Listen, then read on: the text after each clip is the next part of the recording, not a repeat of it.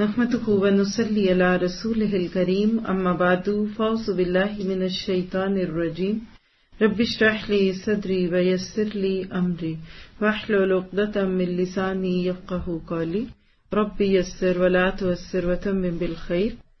سورۃ فجر نام سے ہی ایسے لگتا ہے کہ ایک بڑی ٹھنڈک والی سورت ہے۔ فجر کے وقت میں بہت سردی کا ایک احساس ہوتا ہے، چاہے گرمیاں ہوں یا سردیاں ہوں، فجر کا وقت ہمیشہ اچھا ہوتا ہے۔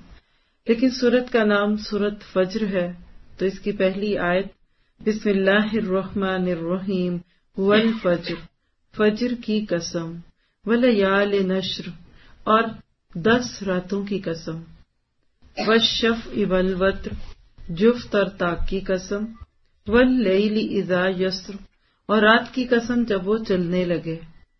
اب اتنی باتیں 1 2 3 4 5 چیزوں کی قسم کھا کے اللہ تعالیٰ سوال پوچھتے ہیں، حل فی ذالک قسم لذی حجر، کیا عقل والوں کے لیے اس میں کوئی نشانی ہے؟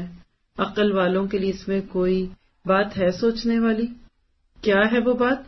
الم تر کیف فعل ربک بعاد، کیا کیا تیرے رب نے قوم عاد کے ساتھ؟ کبھی غور کیا؟ الم ترا کا معنی ہوتا ہے غور کرو، دیکھنے میں سے لگتا ہے اس کا معنی ہے دیکھو، لیکن یہ آنکھوں سے دیکھنا نہیں ہے بلکہ دل سے دیکھنا ہے۔ تو اللہ تعالیٰ ماضی کی بڑی طاقتیں، سپر پاورز جو کہلاتی تھی، ان کے انجام کی طرف اشارہ دلایا۔ الم ترا کیف، کیا تو نے نہیں دیکھا کیا کیا تیرے رب نے بعاد، قوم عاد کے ساتھ؟ کون تھے وہ؟ ارم ذات العماد، بڑے بڑے ستونوں والے تھے، برج بناتے تھے، بڑی بڑی اونچی اونچی عمارتیں تھی، یادگاریں تھی ان کی۔ التی لم یخلق مثلھا فی البلاد، وہ چیزیں جس جیسا اللہ نے کوئی شہروں میں پیدا ہی نہیں کیا۔ اور آج یہ کہ اپنے دور میں یہ دعویٰ کرتے تھے ہم جیسا کوئی ہو تو سامنے آئے، وی آر سپر پاورز۔ ان کو اپنے اوپر مانتا کہ ہماری ترقی جیسی ترقی کسی کی نہیں، ہمارے لائف سٹائل جیسا لائف سٹائل نہیں ہے۔ یہ ایک قوم تھی اور قوم عاد کی طرف حضرت ہود علیہ السلام بھیجے گئے تھے، ہم سب جانتے ہیں اس بارے میں۔ اس قوم کا مزاج کیوں بگڑا؟ کیونکہ یہ خود نمائی میں آ گئے، سیلف پروجیکشن تھی، خود کو بڑا سمجھتے تھے۔ اللہ تعالیٰ نے حضرت ہود علیہ السلام کو ان کے پاس بھیجا، انہوں نے ان کو اللہ کا خوف دلایا، تقویٰ اور بندگی کا درس دیا۔ لیکن جب کسی کے دماغ میں یہ بیٹھ جاتا ہے نا کہ میں بڑی اعلیٰ چیز ہوں اور میرے جیسا کون، تو اس کو وقت کے نبی کی بھی بات سمجھ نہیں آتی۔ لہٰذا انہوں نے اونچی اونچی یادگاریں بنائی، شرک پہلے ہی تھا، رسول کی مخالفت کا گناہ بھی آ گیا، اللہ نے ان کو پٹخ کے مار دیا۔ 7-8 راتیں ان پہ عذاب کی آندیاں چلتی رہی اور ایسے کر دیا جیسے کہ وہ بستے ہی نہیں تھے۔ ان کی نسل سے کچھ لوگ جو بچے، ان میں سے کچھ لوگ جو پہلے دور کے اچھے لوگ تھے تبھی تو بچے، لیکن وقت کے ساتھ ساتھ ان میں بگاڑ کیسے آ گیا؟ اللہ تعالیٰ نے ایک نبی کے بعد دوسرے قوم، دوسرے کے بعد تیسری کا تذکرہ کیا۔ یہاں آگے دیکھیے کہ وہ سمود الذین جابوا الصخر بالواد، قوم سمود کا ذکر آ گیا کہ یہ وہ لوگ ہیں جنہوں نے پہاڑوں کو تراش لیا تھا، یعنی پہاڑوں کے اندر گھر بناتے تھے۔ قوم سمود کی عمریں بہت لمبی تھی، یہ مٹی چونے کے گھر ان کو اپنی زندگی میں کفایت نہیں کرتے تھے، کئی بار گھر بنانا پڑتا۔ اللہ تعالیٰ نے ان کو پہاڑوں کے اندر ایسے ناخنوں کے ساتھ کریت کے گھر بنانے کی صلاحیت دے دی۔ 200 300 سال تک ان کے گھر بستے رہتے تھے۔ اللہ نے اتنی بڑی نعمت دی، لیکن اتنی نعمتوں کو پا کر بھی جب لوگوں کا رویہ نہ بدلے تو پھر اللہ تعالیٰ کو غصہ آتا ہے، ان کو بھی نیست و نابود کر دیا۔ یہاں صرف ہینٹس ہیں، تفصیلات سورۃ الاعراف سے لے کر 30ویں پارے تک کئی دفعہ آتی ہیں قرآن میں، لیکن اس وقت جس موضوع پہ ہم جاننا چاہتے ہیں اس کو سمجھنے کی کوشش کرتے ہیں کہ اتنی بڑی بڑی طاقتیں کیوں پکڑی گئیں۔ اور انہی میں سے ایک اور وَفِرْعَوْنَ ذِی الْأَوْتَادِ، اور وہ فرعون جو کہ میخوں والا تھا۔ فرعون کو میخوں والا کیوں کہتے ہیں؟ اس کی 2 وجوہات ہیں۔ ایک تو یہ کہ یہ جس کو سزا دینا چاہتا تھا نا تو اس کے ہاتھوں اور پاؤں میں کیل ٹھوک دیتا تھا۔ جیسے کبھی آپ نے دیوار پہ کوئی تصویر ٹانکی ہوگی نا تو آپ اس کو رکھ کے اس کے اوپر اس طرح تھوڑے کے ساتھ کیل ڈالتے، یہ انسانوں کے ہاتھوں کو دیواروں میں ٹھوک دیتا تھا، پاؤں ٹھوکتا تھا۔ امیجن کیجئے کتنا بڑا ظلم ہوگا۔ اور فخر کرتا تھا، کہتا تھا دیکھو میں ٹارچر دے سکتا ہوں نا۔ آج بھی اگر کوئی ظلم کرتا ہے تو یہ کوئی نئی بات تھوڑی ہے۔ فرعون نے ظلم کی حد کی، خود اپنی بیوی کو اس نے میخوں میں ڈال دیا۔ بی بی آسیہ ان خوش قسمت لوگوں میں سے تھی کہ جو حضرت موسیٰ علیہ السلام کے ہاتھوں سے معجزہ دیکھ کر مسلمان ہو گئے۔ تو فرعون کے نا پہ چوٹ بھی پڑی، بیوی کو دھمکیاں بھی دیں، ناراض بھی ہوا، راتوں کو کہتے ہیں روتا بھی تھا اس کی یاد میں، محبت تھی اس سے، کہتا تھا واپس آ جا، کہتی ایک دفعہ رب کو رب مان لیا واپس نہیں آ سکتی. خیر دھمکی دی کہ تجھے بھی بیخوں میں ڈال دوں گا. کہنے لگی ٹھیک ہے. اور عین وہ وقت جب فرعون اپنی ہی بیوی کو میخوں میں لگا کر سولی پہ چڑھا رہا تھا تو اس عورت نے دعا مانگی تھی کہ رب ابن لی عندک بیتا فی الجنہ، کہ رب میرے لیے اپنے ہی پاس جنت میں گھر بنا دے. اور اللہ کے نبی صلی اللہ علیہ وسلم نے فرمایا کہ حضرت آسیہ کی جان نہیں نکلی اس سے پہلے ہی اللہ تعالیٰ نے ان کو جنت میں اپنا گھر دکھا دیا تھا. دنیا کے محلات چھوڑے تھے نا اللہ کے لیے، تو اللہ نے دنیا سے جانے سے پہلے ہی آخرت کا اس کا بدلہ بھی دکھا دیا، کیونکہ اللہ تعالیٰ کسی کا حق رکھتا نہیں ہے. تو یہاں اسی کا تذکرہ. اسی طرح سے اوتاد کہنے کی اور وجوہات میں ایک یہ کہ بہت بڑے بڑے لاؤ لشکر تھے، کسی میدان میں جا کے جب پڑاؤ ڈالتے تو خیمے گاڑنے کے لیے اتنے کیل لگتے کہ جب وہاں سے اٹھتے تو دھوم مچ جاتی کہ یہاں کو بہت بڑے لشکر والا آیا. لیکن ہیں کدھر آج؟ کبھی آپ کو فرعون کی نسل کا کوئی شخص دکھا؟ قوم عاد کا کوئی دکھا؟ سمود کا دکھا؟ سب چلے گئے. اللہ تعالیٰ کہتے یہ سب کون تھے؟ الذین طغوا فی البلاد، یہ وہ لوگ ہیں جنہوں نے سرکشی پھیلائی رکھی تھی شہروں میں، ہر طرف ان کو اپنے ہی قانون بنانے تھے، اللہ کی نافرمانیاں کرتے تھے. فاکثروا فیہا الفساد، اور کثرت سے کر دیا انہوں نے اس میں فساد. کس میں؟ زمین میں. یعنی یہ جتنی بھی نافرمان قومیں گزری ان سب نے زمین میں فساد کرنے کی حد کر دی. ہوا کیا؟ کتنے دن اللہ تعالیٰ دیکھتا؟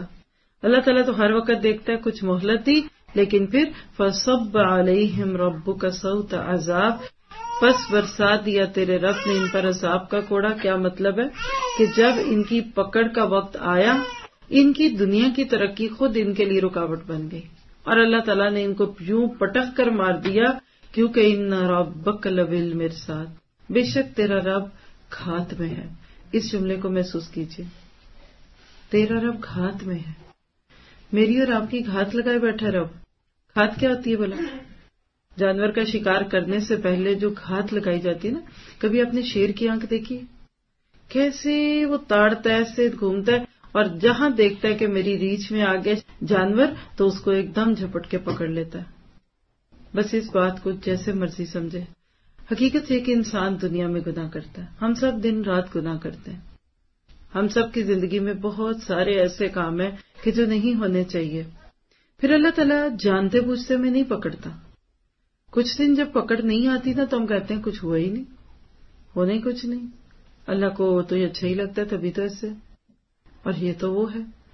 کسی ایک سسٹر سے بات ہوئی، کہنے لگی میں جو دعا مانگتی ہوں وہ قبول ہوتی ہے، تو اس کا مطلب ہے نا کہ اللہ مجھ سے خوش ہے، تو آخرت بھی دے دے گا. میں نے کہا توبہ کیجیے، یہ غلط فہمی تو مکہ والوں کی تھی. کہتے تھے کہ تمہارا رب ہم سے خوش ہے، ہمیں اتنا دیتا ہے، تجھے کیا دیا اس نے؟ اگر تو اللہ کا نبی ہے تو اس طرح تو کوئی یتیم ہوتا یا تیرا آگا پیچھے کوئی نہ ہوتا. تو یاد رکھیے بعض دفعہ دنیا کی نعمتوں کو پا کر انسان کے اندر یہ خیال آنے لگ جاتا ہے کہ یا تو میرے رب کو میری خبر نہیں، یا دوسری بات ہے کہ میں اس کو بہت اچھا لگتا ہوں. یہی ان قوموں کا حال تھا. اللہ تعالیٰ کہتے ہیں دونوں کی غلط فہمی تھی. رب نے تو ایک مناسب وقت پہ ان کو پکڑنے کے لیے گھات لگائی ہوئی تھی. کبھی آپ نے دیکھا ہوگا بلی کو، جب بلی جھپٹتی ہے نا چوزوں پہ تو اس سے پہلے کیا کچھ کر رہی ہوتی ہے. انسان اپنے گناہوں میں مست ہوتے ہیں، ہم سب رہتے ہیں، لیکن اللہ سبحانہ تعالیٰ ہمیں بچانا چاہتے ہیں. ہم سب اپنی اس دنیا کی زندگی کو دیکھیں اور خود سے پوچھیں کہاں اللہ کی نافرمانی ہے. طغوا فی البلاد کی بات ان کی تھی نا، تو ہم اپنے آپ سے پوچھیں کہ میری زندگی میں کہاں کہاں نافرمانی ہے. بعض دفعہ ساری چیزیں ٹھیک ہوتی ہیں، کوئی ایک چیز چل رہی ہوتی ہے ابھی تک، ہو سکتا ہے وہی پکڑوا دے کل قیامت کے دن. دیکھیے ابلیس نے بھی تو ایک سجدے کا انکار ہی کیا تھا نا، تو جنت سے نکلا کہ نہیں نکلا؟ تو کیا میں اور آپ اپنے کسی ایک گناہ کو دلیل نہیں بنا سکتے کہ ہمیں بھی اللہ جنت سے نکال دے؟ ہم کہیں گے اللہ تعالیٰ جی صرف ایک ہی تو گناہ تھا یہ، تو اللہ تعالیٰ کہیں گے پھر ابلیس کا کیا قصور، اس کا بھی تو ایک ہی گناہ تھا نا. حالانکہ ایک گناہ نہیں ہوتا، اس کے پیچھے اللہ کی کتنی نافرمانیاں اور کتنی قانون شکنیاں ہوتی ہیں، پھر کہیں جا کر ایک گناہ ہوتا ہے. پہلے تو بندہ اللہ کو چھوٹا سمجھتا ہے، پھر اس کا خوف جاتا ہے، پھر اس کے محاسب ہونے کا خطرہ نکل جاتا ہے. 10-20 چیزیں جمع ہوتی ہیں، اس کے بعد کہیں بندہ گناہ کرتا ہے. مثلا اگر آپ سیٹ بیلٹ نہ باندھیں تو پولیس آپ کو پکڑ لے گی نا. دیکھنے میں یہ گناہ ہے لیکن قانون شکنی بھی ہے، دیدہ دلیری بھی ہے، قانون کے ہاتھوں سے نکلنے کی کوشش بھی ہے. تو لہٰذا جب کبھی کوئی گناہ کرنے کو دل جائے تو انسان فوراً اللہ تعالیٰ کی ان نظروں کو محسوس کرے جو آج ہمارے ارد گرد کیمروں کی صورت میں ہوتی ہیں. ہم کسی پارکنگ لاٹ میں سے نکل رہے تھے تو میرے ہسبینڈ نے مجھے کہا اوپر دیکھیں تو ہر گاڑی کے اوپر ایک کیمرہ تھا. اتنی آپ کو تو ہزاروں گاڑیاں ہوتی ہیں پارکنگ لاٹس میں نا. تو میں نے کہا ہر گاڑی کے اوپر ایک کیمرہ، ادھر والی ادھر والی، دو کیمروں کے.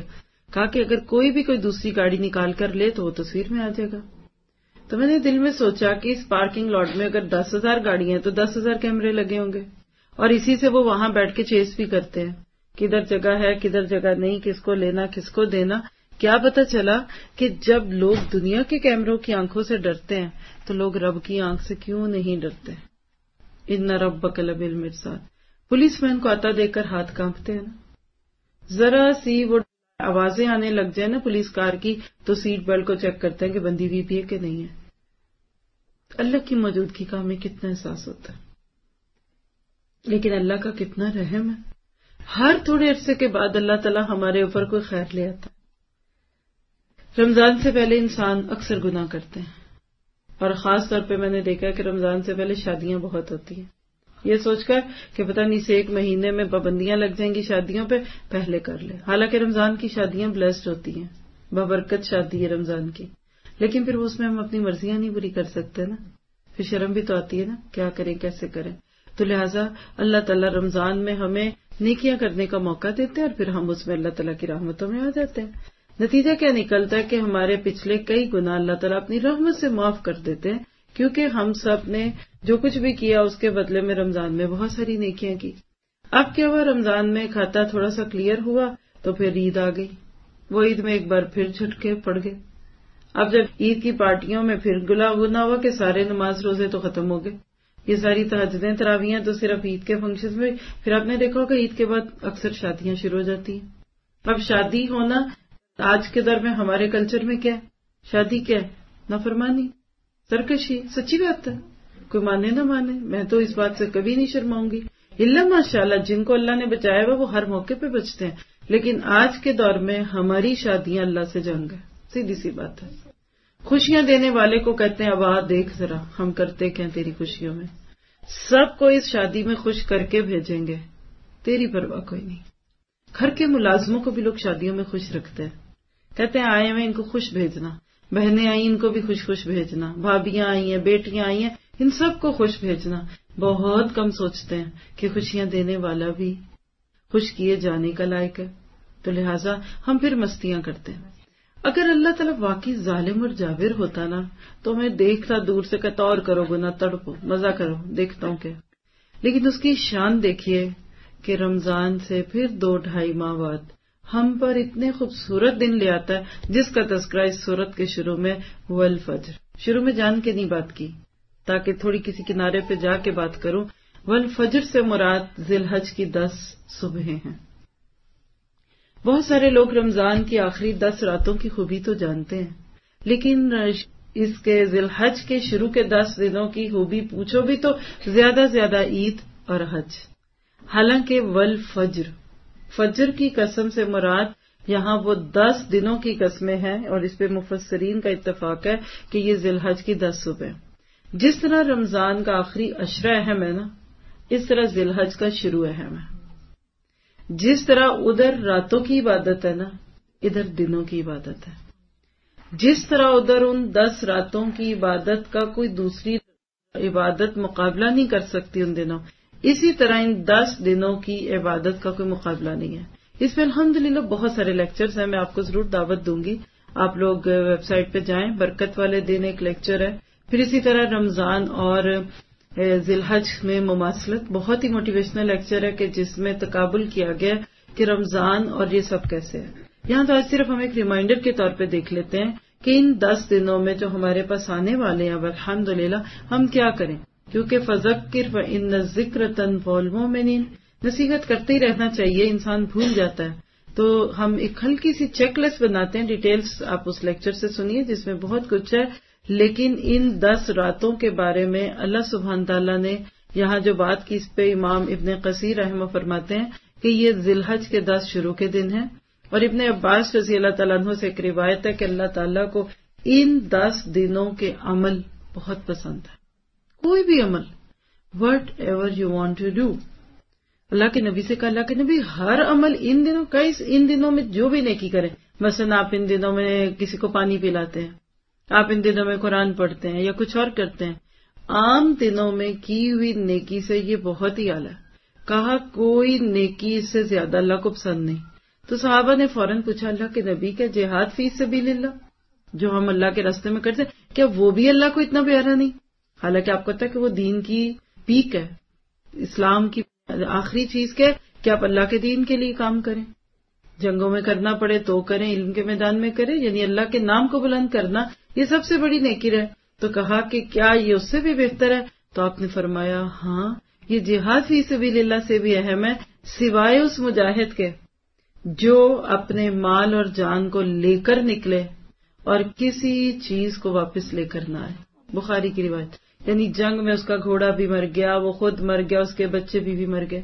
میں اس کو کیسے سوچتی ہوں کہ انسان اللہ کے دین کو بلند کرنے کے لیے نکلے، سب ختم ہو جائے، حادثہ ہوا، خود بھی مر گیا، شوہر بھی مر گیا، بیوی بھی چلی گئی، بچے بھی چلے گئے، گھر واپس کچھ نہیں آئے، اس کا عمل شاید ان 10 دنوں کے عملوں سے زیادہ ہو۔ اب آپ امیجن کیجئے، اللہ نہ کرے لیکن اللہ جو چاہے، کوئی شخص واقعی فی سبیل اللہ اس طرح کی موت کا شکار ہو جائے، سارے شہر میں شور مچ جائے گا نا، دیکھو دیکھو فلاں گیا، اس کی سواری بھی چلی گئی، کوئی واپس ہی نہیں آیا۔ ایسے حادثے بھی ہوتے ہیں، لوگ اس پہ بڑی دھوم کریں گے، لیکن ان 10 دنوں میں نیکیاں کرنے والے کو کون کتنا کو اہم سمجھتا ہے اور کوئی کتنا اپریشیٹ کرتا ہے۔ آپ کہہ لیجئے کہ جو لوگ ان دنوں کی نیکیوں سے محروم ہیں اور ان دنوں کا ایک ایک منٹ ضائع کریں گے، وہ عام دنوں کے سالوں کو ضائع کرنے کے برابر ہوگا۔ دوبارہ میرے اور آپ کے لیے اب اپنے نام اعمال کو بلند کرنے کے موقع آ رہے ہیں۔ فَمَن يَعْمَلْ مِثْقَالَ ذَرَّةٍ خَيْرًا يَرَهُ، چھوٹی چھوٹی نیکیوں کو آپ نے ان دنوں میں سنبھالنا۔ کیوں کہ قیمتی دن ہے۔ یہ دیکھیں جب سیل لگتی ہے تو لوگ ایک کی جگہ 10 چیزیں پکڑ لیتے ہیں نا، چلو 10 والی ایک کی ہوئی ہے 10 لے لو، کام آ جائیں گی، چاہے کام آئے نہ آئے لیکن ہم پکڑ لیتے ہیں کہ چلو بھائی لے چلو۔ تو نیکیوں کی سیل کے دن آنے والے ہیں، سیل لگنے والی اگلے ہفتے میں، اور اگر میں اور آپ پہلے سے تیار نہیں ہوں گے تو ہمارے حصے کی نیکیاں چلی جائیں گی۔ آپ 2 کو نیکیاں شروع کریں، 3 کو کریں، 4 کو کریں، لیکن پہلے دنوں کی جب ضائع کر چکے وہ ضائع ہو گئی۔ تو لہٰذا ابھی سے ذہنی طور پہ تیاری کریں کہ مجھے کیا کرنا ہے۔ اللہ کو یہ عمل اتنے پسند ہے، ابن عمر رضی اللہ تعالیٰ عنہ سے روایت ہے کہ اللہ کے نبی نے فرمایا ان 10 دنوں سے بڑھ کر اور سب سے زیادہ محبوب اللہ تعالیٰ کو کوئی اور دن نہیں، تو تم ان دنوں میں تسبیح کرو۔ تسبیح کس کو کہتے ہیں؟ سبحان اللہ سبحان اللہ سبحان اللہ۔ تحمید کرو، تحمید کے الحمدللہ الحمدللہ الحمدللہ، اور تحلیل کرو، تحلیل کے حل یحل لا الہ الا اللہ لا الہ الا اللہ لا الہ الا اللہ۔ یہ طبرانی کی روایت ہے۔ تو آپ لکھ لیجئے کہ ہم ان دنوں میں کیا کچھ کر سکتے ہیں۔ کثرت سے سبحان اللہ پڑھیں، اٹھتے بیٹھتے پڑھیں۔ آپ عام دنوں میں 1 دفعہ پڑھتے ہیں، اس دنوں میں اللہ جانتا ہے کہ آپ کو 1 دفعہ پڑھنے کا کتنا زیادہ اجر مل جائے گا۔ پھر الحمدللہ الحمدللہ الحمدللہ، دل کی گہرائی سے، جس اندر سے دل ہل جائے، الحمدللہ الحمدللہ بولے۔ پھر لا الہ الا اللہ لا الہ الا اللہ، بے بسی کے ساتھ، عاجزی کے ساتھ، اللہ تیرے جیسا کوئی نہیں، اللہ جیسا تیرے جیسا کوئی نہیں، اللہ تعالیٰ تیرے جیسا کوئی نہیں، اور آپ دیکھیں گے کہ انشاءاللہ اس سے فائدہ ہوگا۔ پھر اس کے بعد اب دیکھیے کہ اس عشرے میں اور ایک کام جو کیا جائے گا وہ حج ہے۔ بہت سارے لوگ اس کی خواہش رکھتے ہیں، جنہوں نے نہیں کیا وہ بھی، اور جو کر چکے ہیں وہ بھی۔ وہ بڑے بد نصیب ہیں لوگ کہ جن کے دل میں حج کی خواہش نہیں ہے، جو یہ سوچتے ہیں اٹس اوکے ابھی نہیں کرنا۔ کئی ایسے ہوتے ہیں لٹرلی کہتے ہیں ہم نے بھی نہیں کرنا، کس کو پتہ کل آئے گا نہیں۔ اللہ کے نبی نے فرمایا کہ جس نے نہ حج کیا نہ اس کے دل میں کوئی خیال آیا تو اللہ کو کوئی پرواہ نہیں کہ وہ یہودی ہو کے مرے یا نصرانی۔ پیدا ہونے کے بعد سے ذرا سے بچے بڑھنے لگتے ہیں نا تو ہمیں ان کی شادیوں کی فکر لگ جاتی ہے۔ ہم لڑکے ہیں تو ان کی جابز کی، لڑکیاں تو شادیوں کی۔ ہم میں سے کتنے لوگ ہیں کہ جن کو اپنے بچوں کی بلوغت یعنی پیوبرٹی کے بعد ان کے حج کی فکر لگ جاتی ہے۔ اور میں بڑے احتیاط سے اگر یہ بات کہوں تو آئی تھنک سو کہ بات غلط نہیں ہے، کہ ہم اپنی بچیوں کے جہیز کی فکر کریں نہ کریں، ان کی بارات کو اچھا کھانا کھلانے اور لڑکا ڈھونڈنے کا غم کریں نہ کریں، نہیں پوچھا جائے گا، لیکن حج کیا کہ نہیں کیا یہ پوچھا جائے گا۔ بچوں کی شادیوں سے پہلے ان کو حج کروا دیں۔ اس جوانی کا حج جو ہوتا ہے نا، یہ دل کو بدل دیتا ہے۔ آپ اپنے ینگز کو، اپنے بچوں کو، اگر آپ بالغ ہونے سے لے کر 15، 16، 18 سال کی عمر تک بار بار حج اور عمرے پہ لے جائیں نا، میں یقین سے کہہ سکتی ہوں کہ جو ویسٹرن ماحول دماغوں پہ ہوتا ہے نا، وہ وہاں جا کے کچھ دن کے لیے تو دھل جاتا ہے۔ جب اتنی عورتوں کو وہ کالے ابائیوں میں دیکھیں گے تو ان کے دماغ سے وہ سب نیگیٹو پروپیگنڈے ختم ہو جائیں گے جو ابائے اور نقاب اور اسکارف کے خلاف ہیں۔ جب اتنے مردوں کو داڑھیوں میں اور شلواریں ٹخنوں سے اوپر دیکھیں گے تو ان کے دلوں سے وہ 3 پیس سوٹ اور ٹائی اور شرٹ کا بھوت نکل جائے گا۔ ان کو یہ چیزیں بری نہیں لگیں گی کہ اچھا یہ بھی کوئی چیز ہے۔